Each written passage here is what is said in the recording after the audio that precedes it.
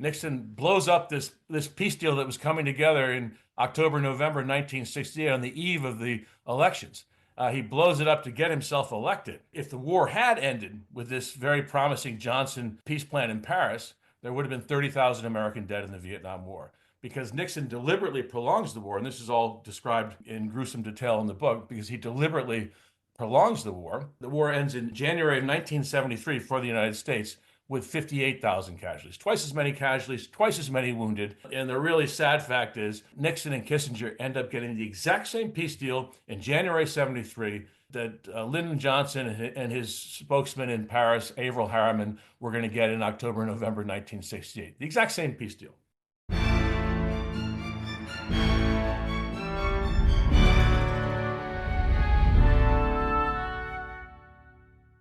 Hello. On the 8th of March 1965, at Da Nang in South Vietnam, 3,500 Marines landed, thus marking the beginning of US combat troops in Vietnam. 8 years later, the Americans would withdraw, having lost more than 58,000 dead and 300,000 wounded. The Vietnam War itself cost, and these numbers are approximate, 300,000 South Vietnamese troops dead, 1 million North Vietnamese and Viet Cong dead, and more than 3 million civilians killed. Joining today is Geoffrey Wawro, historian and author of a new military history of this tragic conflict. This is the first of a two-parter as Jeff describes the background of US involvement, the mistakes made by military leaders, and the Nixon administration's involvement. Part 2 is out on Wednesday as we discuss the war from 1968 as US troops lose discipline and the American public lost faith in the war. Plenty more history is on the way, so please do follow or subscribe. And if you can see it to giving a kind rating, I'd be most grateful. And even more if you can share with family and friends. But until then, it's me talking with Geoffrey Wawro on the Vietnam War, Part 1.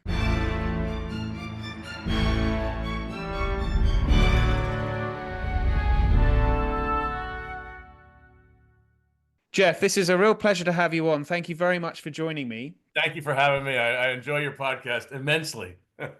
Oh, Jeff, that's very kind, very kind. Well, I've been enjoying your book, and we were just saying before we were recording for the benefit of the listeners that this is an epic history of the Vietnam War. And I wanted to ask you to start off, actually. The Vietnam War is so complex, but at the same time, at its start, Vietnam is supposed to be a bulwark against a communist takeover. Could we start at the beginning with explaining American involvement in support of South Vietnam in the early 1960s? When America gets into this war, there's absolute unity on the question that the issue of Vietnam is posed in quite simple terms, that it's a case of an aggressive communist North Vietnam backed by the communist superpowers, China and the Soviet Union, is trying to push its influence and annex South Vietnam, which is this hardy, free, democratic, independent nation backed by the United States. And that's the narrative that goes out to the American people. And it's somewhat sustained by, events on the ground. You have this guy, Ngô Diem, who early on is a very sympathetic figure. He's seen as a third force. He's neither affiliated with the French, nor does he have affiliations with the communists. And so he's going to be the third force that will kind of unify the South. And he's regarded as a pretty incorruptible figure. And so he, after basically backstory, France loses the Battle of Dien Bien Phu in 1954, and then hastily kind of scuttles from Indochina and leave at this conference in Geneva. They leave behind a two-state solution: a communist North Vietnam and a non-communist South Vietnam. They're supposed to have elections after a couple of years. Once the dust is settled, they're supposed to have a nationwide election and have a national government. Well, in this period, 1954 to 56. Diem emerges as kind of the Americans call him, the Mandarin in the sharkskin suit. He's going to be the guy who's going to advance U.S. interests. And but he immediately disappoints. First he's prime minister for this puppet French emperor left behind. Then he shoves the French emperor out, makes himself president in 1955. This is all during the Eisenhower administration. And he surrounds himself with family members who, in contrast to him, seem to be quite corrupt. And if not spectacularly corrupt, they're just interested in amassing power for the family. And so the Diem government becomes a dictatorship, essentially. And he uses the presence of stay-behind guerrillas of the Viet Minh, who are now called Viet Cong, Vietnamese commies. He then embarks on this program of trying to uproot and find and uproot all these stay-behind guerrillas, and then he that becomes like just sort of licensed terrorism across South Vietnam. And meanwhile, he puts his brothers in all the important posts, and he builds out this kind of family rule across South Vietnam, and he bases himself on the percentage of South Vietnam's population who are Roman Catholic, because he's an ardent Roman Catholic. He's celibate. He takes his brother's wife to functions as his plus one because he doesn't want to have sex. He wants to focus on the problems of South Vietnam.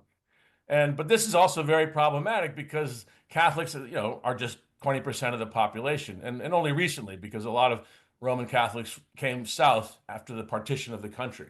The North Vietnamese were happy to see them go because it made it easier to kind of cohere the North as a communist state by getting the God-fearing Catholics out. So you have a lot of these northern interlopers now in the South taking key positions and angering people in the South. So it's a very unsteady regime, and Diem is not the guy to unify all the clans. He's somebody who is very proud, and he's very aloof, and he doesn't have the common touch. So he gets more and more isolated, and he's protected by particularly his brother, his brother Nu, and Nu is runs the secret police and has informers nested all around the South Vietnamese state and military, and it's essentially a reign of terror. So basically, what happens is that his government is subject to more and more popular protests, and then the monks in the early 1960s, the monks, the Buddhist monks in South Vietnam start burning themselves in public as a sign of protest, and this galvanizes public opposition. This is when the Kennedy administration, there was great unity, but then Diem causes America to kind of second guess the commitment, right? Right. And then Well, Kennedy loses faith in him. I have a question about Kennedy then, because Kennedy, it's not as though the Americans, certainly Senator Kennedy, as he was, when he visited Vietnam, didn't he have an inkling of this? I mean, he certainly knew that the people didn't support the South Vietnamese government.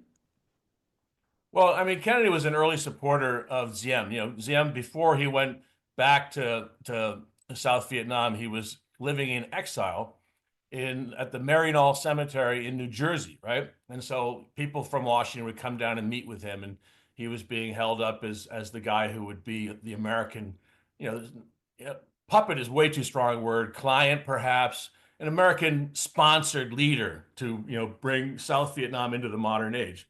But Kennedy really sours on Diem during his presidency, his truncated presidency from 1961 to 63, because this is the period when that there's mounting protest against Diem's authoritarian measures. Some very authoritarian, like if there's a village accused of harboring Viet Minh / Viet Cong guerrillas, he will just destroy the whole village, exterminate the village, right?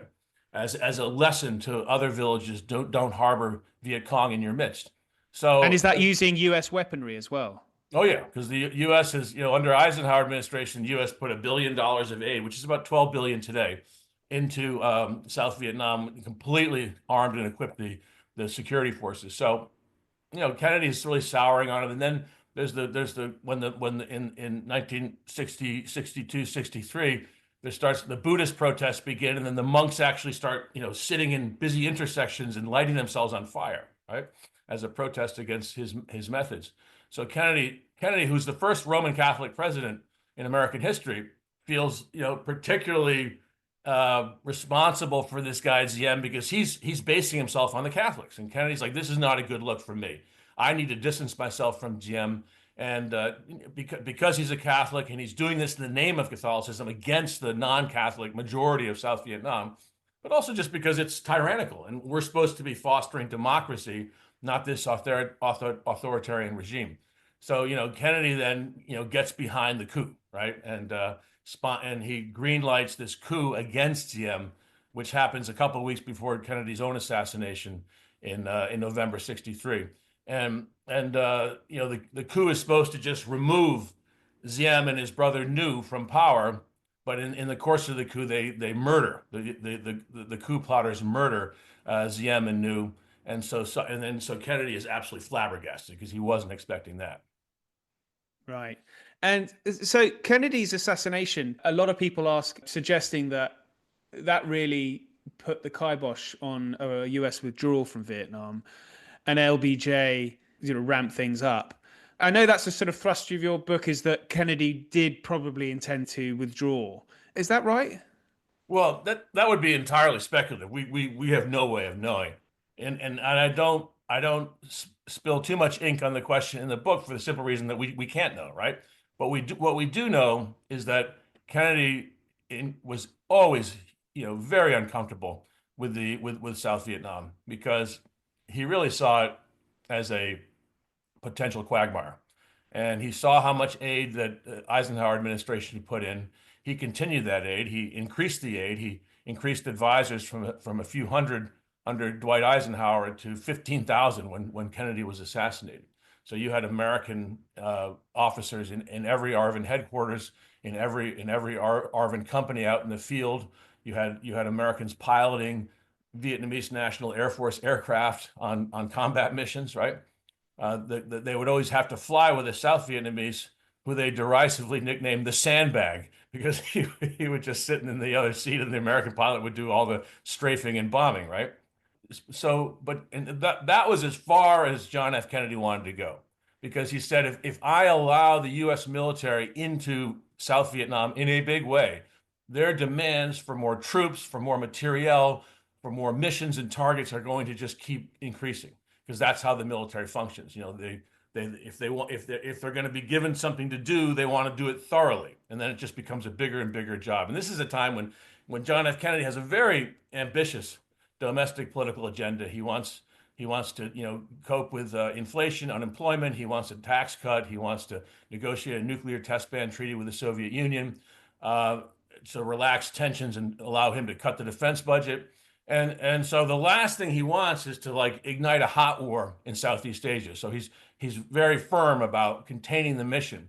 And one of the discoveries in the book is that Kennedy, people often talked about how, the like MACV, the Military Assistance Command Vietnam, which was the field headquarters for American forces in Vietnam, run by a guy named Paul Harkins when Kennedy was president, and then when Johnson takes over, run by William Westmoreland, who becomes the commander through most of Johnson's presidency. And Harkins, it's often believed that Harkins is kind of lying to Washington and sending them all these kind of fake numbers and rose-colored estimates of what's going on. But in fact, Kennedy's well aware of it. He knows the limitations of Harkins. Harkins is introduced to him at Kennedy's Palm Beach residence before he goes out to Saigon. And Kennedy's reaction after Harkins's leave is that's all they got for me. Like he Really realizes. doesn't rate the Yeah, US well, military, does Harkins he? had a really had a really good record in World War II. He was a very valued tank officer in Patton's Third Army, and all sorts of military feats went in World War II. But by now he's not the guy for this kind of a war, right?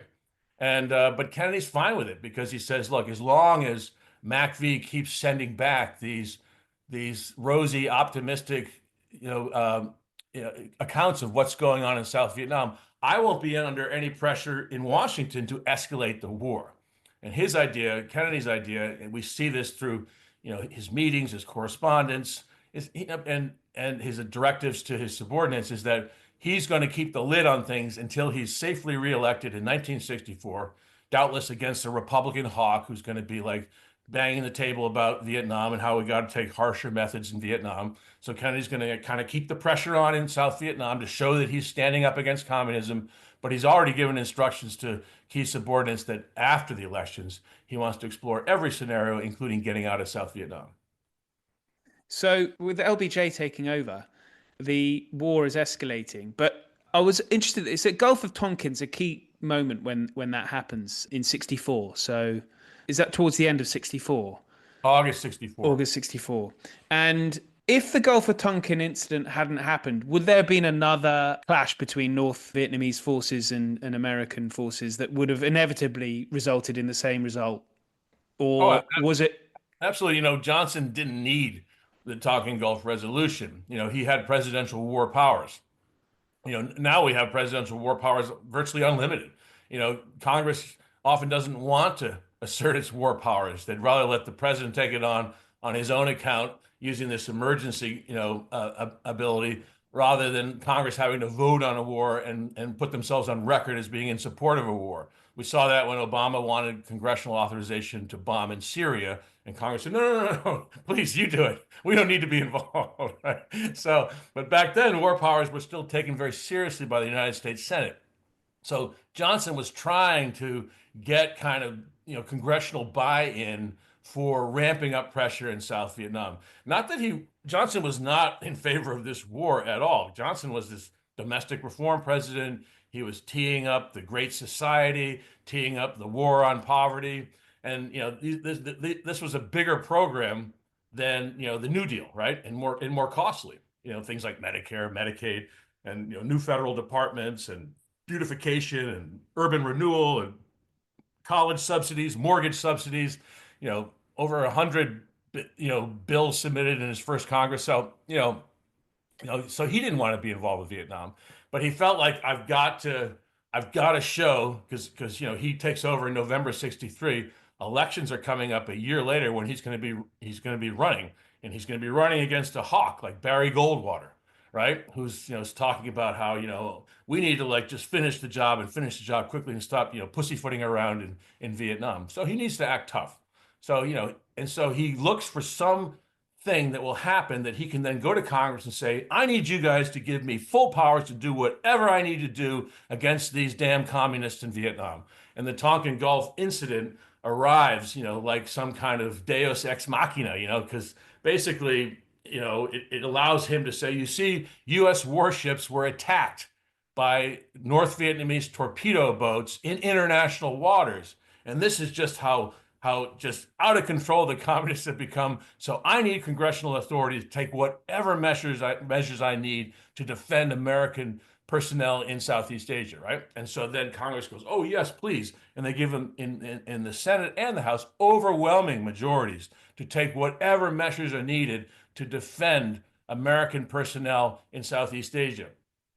And so as a result, he can then just start escalating the war and using the Tonkin Gulf resolution as the precedent. But he didn't have to. I mean, he could have just kept doing what he was doing on the grounds that I have to do this to hold the line against the communists and defend American lives in Southeast Asia. But this made it very hard for Republicans to attack him because they were now on the record saying, yeah, LBJ is the guy and we support him in this war. And that's what he wanted on the eve of the election. He could now wrap himself in the flag and wrap himself in majorities in both houses of Congress.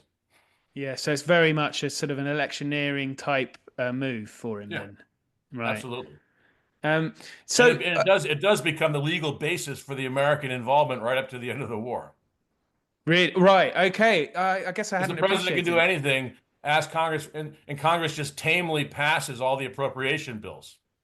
Hello, Ollie here. Please forgive my interruption, but I wanted to let you know that at Aspects of History, we produce a digital magazine featuring articles, interviews, short stories, and book reviews of the best historical writing available. Authors featured including Ben Macintyre, Lucy Worsley, Andrew Roberts, and plenty more. An annual subscription is available for only $9.99. That's pounds or dollars. Yep, you heard that right. That's 6 issues for under £10 or dollars. Head over to aspectsofhistory.com to subscribe, where you can also gift subscriptions. Now back to the show. I guess one thing that it seems as though you've alluded to this already with Westmoreland and his predecessor, who are commanders from, I think Westmoreland fought in the Second World War, but had a sort of more prominent role, of course, because he's younger through in Korea. But was there something that you found in writing the book that there's a sort of, okay, this is ultimately a counterinsurgency we're talking about here, and that Westmoreland's fighting it as though it's a conventional forces, so you just have to kill more of them and they'll stop coming. Was that a kind of a failure of military doctrine, and did it go any deeper than that as well?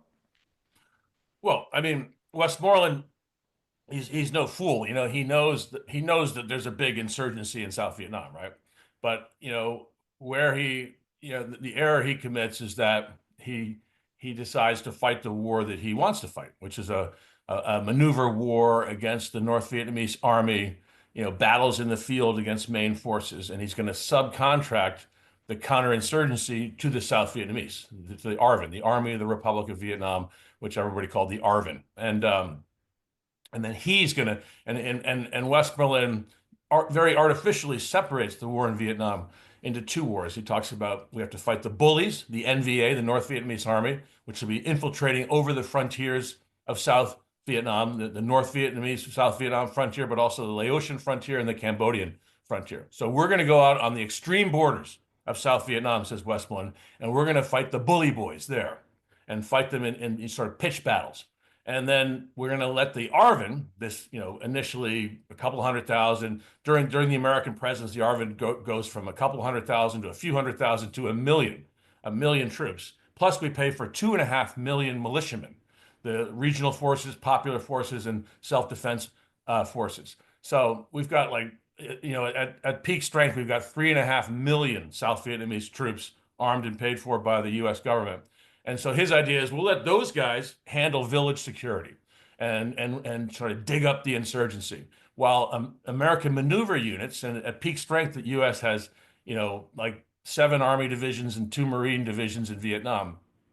And so we'll let those American forces go out to the frontiers and fight these infiltrating NVA troops. Well, but he bases his faith on American technology. The fact that, the French had fought, like they'd plotted through the paddies and the fields and the jungles and the hills looking for the Viet Minh guerrillas, or they'd driven in trucks and jeeps, or they'd floated down the rivers on boats looking for them, and they could never find them, or they'd be ambushed and slaughtered. And where he says, well, we have helicopters, and America's going to send 12,000 helicopters to Vietnam in the course of this war. And we've got on-call tactical air support, orbiting strike fighters that can just dart in and drop bombs and napalm on the enemy as needed, as well as helicopter gunships escorting the slicks that are carrying the troops. And they can also provide fire support. And we're going to carve the country into 8,000 fire bases. So you've got 105 and 155 millimeter howitzers, like all over the country. You still see evidence of these old fire bases in southern Vietnam when you go there. So he figures, look, we can't. So that means, sorry to interrupt you there, Jeff, but that means then that if there are any US troops in combat, they'll have artillery support wherever you are in what was South Vietnam. Exactly. There's Right. scarcely any missions undertaken unless they're in the shadow of one of these fire bases, which have an effective range out to like 15 miles, right? So you always kind of construct the fire base. A lot of times when you move, you'll leave, but then you can always come back and you can reuse that fire base, put in a new fence line, refurbish the asphalt helipad, and get it going again. So there's 8,000 of them around about southern Vietnam, right? And so everywhere you go, you've got air support, you've got artillery support. The problem is that the North Vietnamese quickly understand this, right? And they go, okay, well, yeah, obviously the game against the Americans is avoid them. When they come looking for you, don't make contact, because if you do, you're going to be instantly targeted with field artillery and with airstrikes, right? So the whole game for the North Vietnamese becomes, one of two things: either ambush Americans and kill them very quickly and then scatter before they can call in the artillery and air support, or just entirely avoid them, slip away, let them kind of comb the jungle for however long that mission is on, and then they'll say no enemy here, and they'll move on somewhere else, and then you reemerge and you continue infiltrating, fighting, and that sort of thing. So the whole story of the war is that, and then if in my book I talk about in all, Westmoreland is field commander, from 64 to 68, and he basically he carries forward this search and destroy strategy, right? Where we're gonna search for the enemy and destroy him, and he assumes that we have this nimbleness that we can like leap upon him and find him, but they don't find him.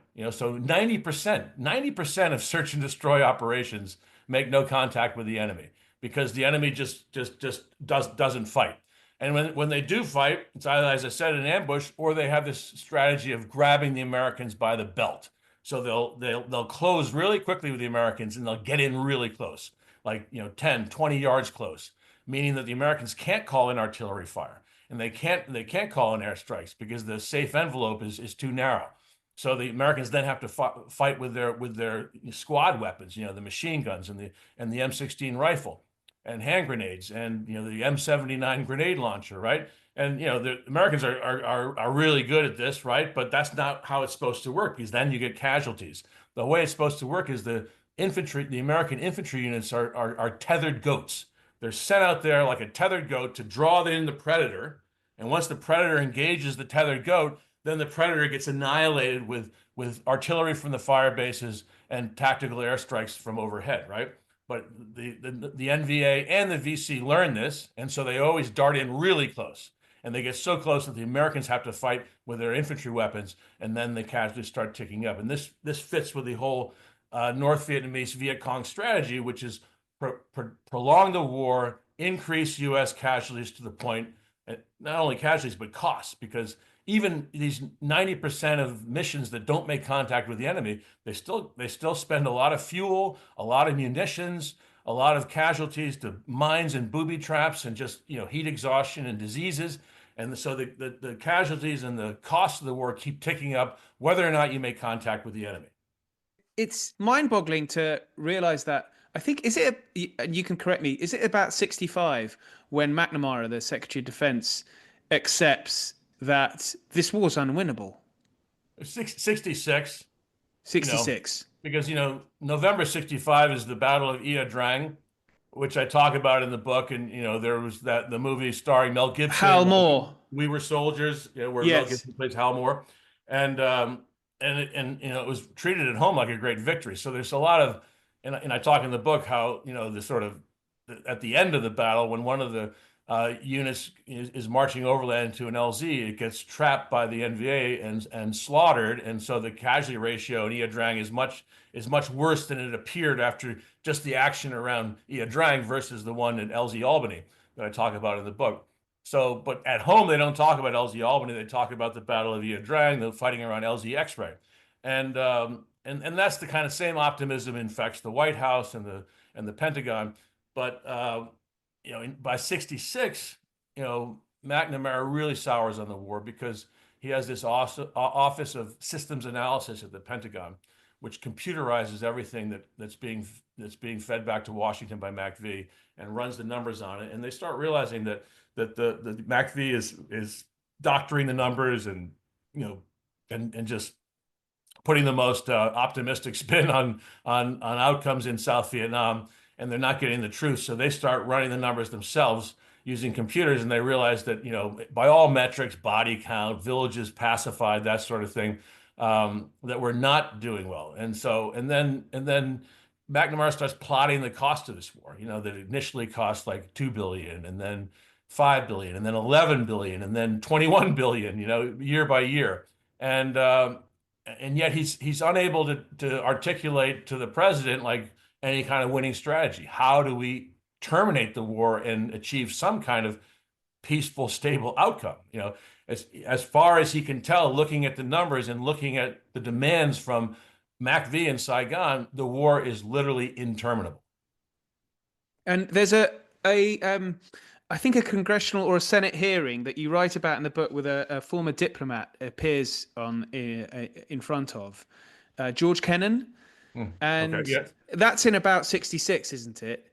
And I think he articulates really quite effectively that the whole reason for America being there, he says this in public, the whole reason for America being in there, there's no reason for America being there. Yes. Kennan gives congressional testimony, and he's basically saying that there's no alliance, that the President Johnson is assuming or implying the existence of some kind of military alliance that links us to South Vietnam, and there's none. And so we're just doing this voluntarily, and yet Kennan says this war has basically has marginal importance to the United States.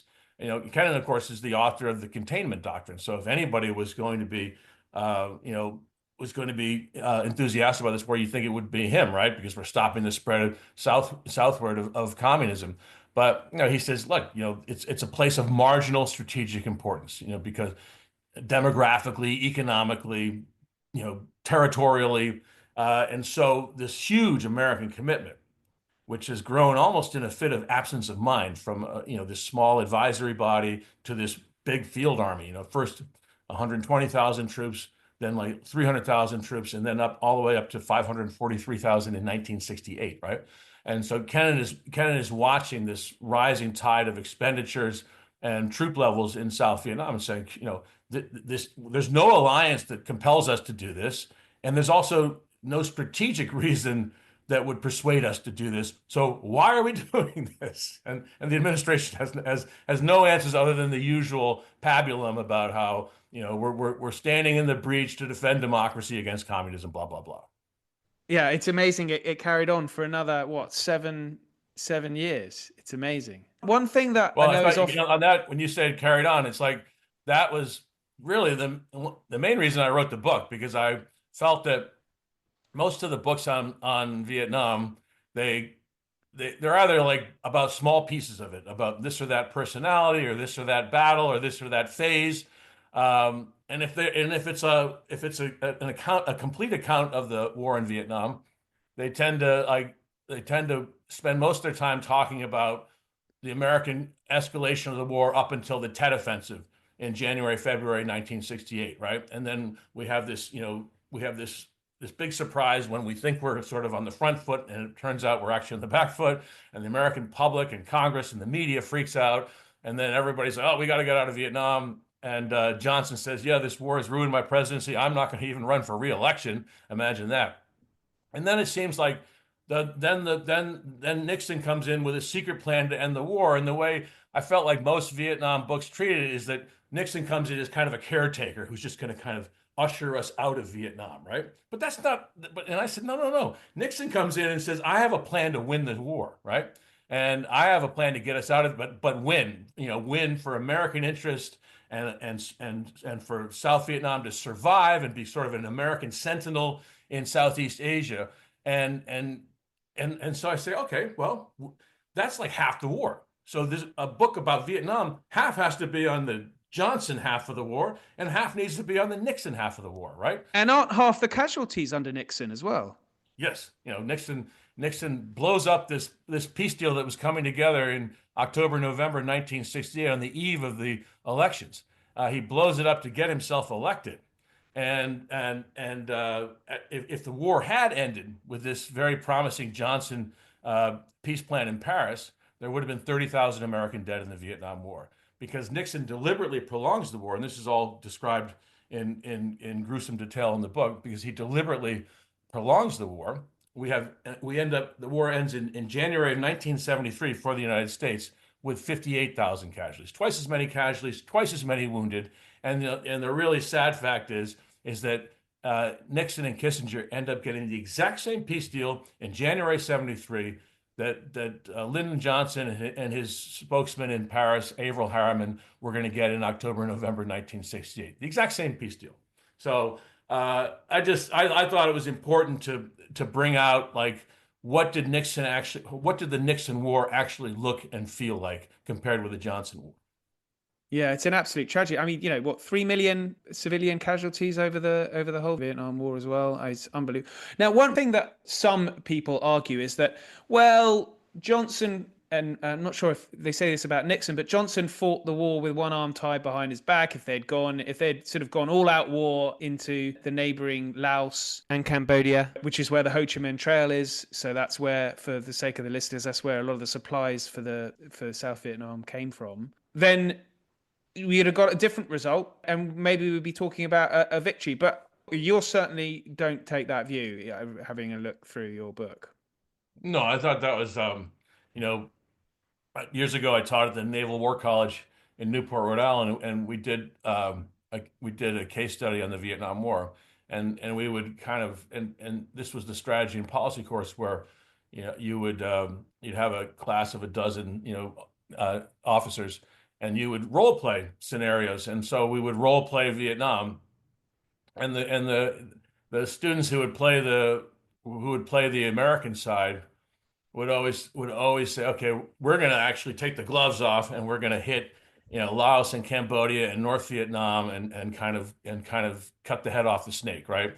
And that's how we win the war. And it all seems so easy. So I kind of went into my research for this book thinking, yeah, why didn't they do that? And and then you realize when you confront reality as opposed to fantasy, you realize it was impossible. It was impossible because they couldn't cut the head off the snake in North Vietnam. The reason the Operation Rolling Thunder, this surgical air campaign, 1965 to 68, the reason it was surgical and not total is because Johnson knew that if he bombed like liberally all over North Vietnam and he bombed Haiphong Harbor and mined it, and if he bombed the railways crossing the border from China into North Vietnam, that would invite a Chinese intervention in the war. And this is what happened in the Korean War. This is what doomed the Truman presidency. So he wasn't going to do that. And Nixon had the same fear. So you couldn't really go all in on North Vietnam and cut the head off the snake.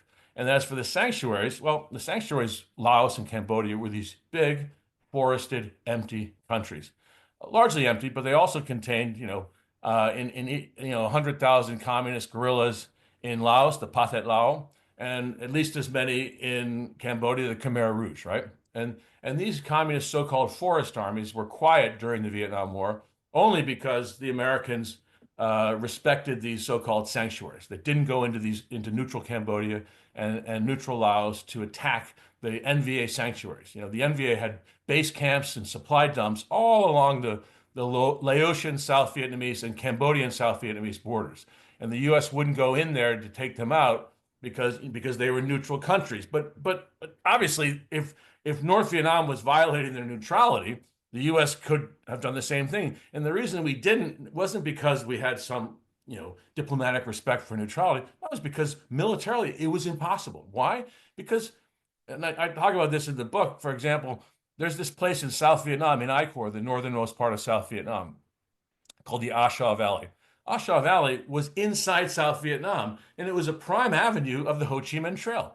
The North Vietnamese had vehicle parks, they had huge supply dumps, they had like regimental headquarters and everything in the A Shau In Valley South Vietnam. in South Vietnam.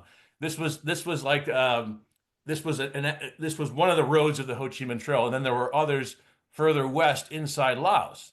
We never subdued the A Shau Valley in the entire course of the Vietnam War. So how are we gonna subdue the trails that were inside Laos and inside Cambodia if we couldn't even get the one that was inside South Vietnam? And my book makes the point that at maximum strength we had 543,000 troops in South Vietnam in 1968. Only about 50, 60, 70,000 on a great day were combat troops.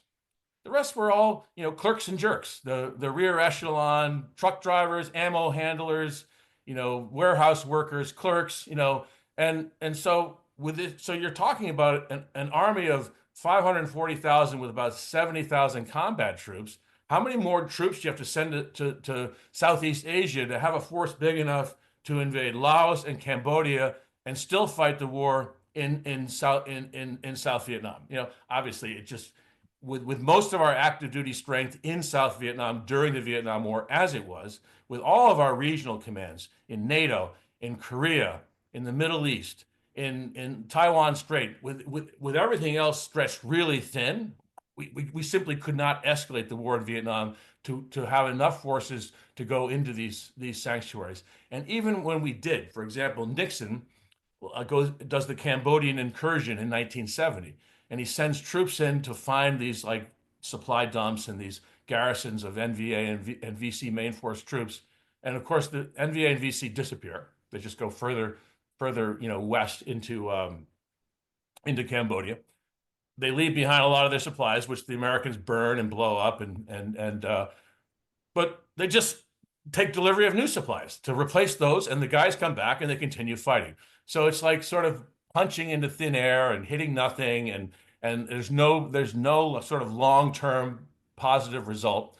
And 2,000 Americans die in the Cambodian incursion, and then a year later, in 1971.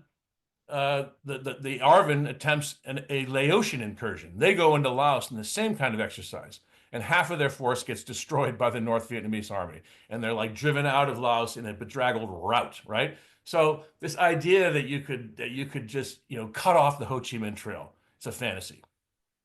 So they had sort of 500 and what's it 40,000 troops, only 70 or 80,000 of which are combat. If you then had if you threw in another 500,000 troops, would that mean you would have 550,000 combat troops, or would you need the sort of 400,000 in support? So, I mean, to The get latter, you would right. have if you put in another 500,000, that's going to yield maybe 40,000 combat troops.